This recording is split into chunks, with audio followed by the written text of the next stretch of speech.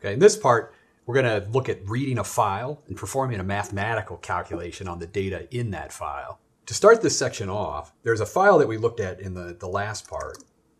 It was a CSV file that had 4 columns of data that looks like this down at the bottom. So we have the name of a stock, a date, shares, and price.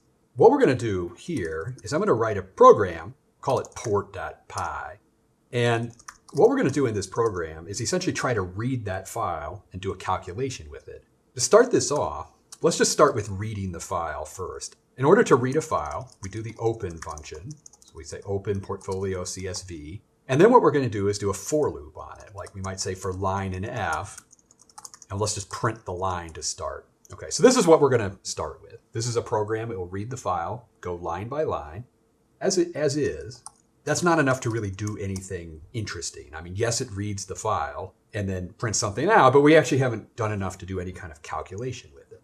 So what I'm going to do is extend this to do a few more operations. First of all, I am going to fix the code to use the with statement. This is kind of a better way of working with files. Just to refresh your memory on that, it opens a file and then automatically closes it when you're done. Okay, so I'm going to recast the program a little bit. And what I'm going to do here are some operations to sanitize some of the data. So part of what I'm going to do is strip white space off. Okay, so we'll strip the white space. What I'm going to do is split the line on the comma character. Okay, so we're going to split into parts. Let's go ahead and print the parts out. Okay, so we're going to build this up in pieces here. So what's going to happen now is we're going to go line by line. We're going to clean up white space, split it into pieces. Okay, so now what's happening is you're seeing the file being kind of split up into these lists that are being created. What I'm going to do next is maybe sanitize some of that data. You'll notice that in the data, some of the fields have things like double quotes added around it. That's something that I might want to get rid of. So maybe part 0, I'm going to strip double quotes off. And then in parts 1, I'll strip double quotes off as well. Maybe I even convert some of the other fields as well. Like, I'll convert parts 2 to an int, parts 3 into a float. Essentially what we're doing is sanitizing the data in some way. So let's go ahead and try that and see if it works. Oh, it fails. This actually brings up a point about files. Sometimes you encounter data that doesn't fit in with what you're trying to do. The reason that this is failing is that Python is trying to convert one of the column headers into an integer. Specifically, this line that I've got highlighted here is not going to work on the first line of the file because the first line of the file doesn't have a number there.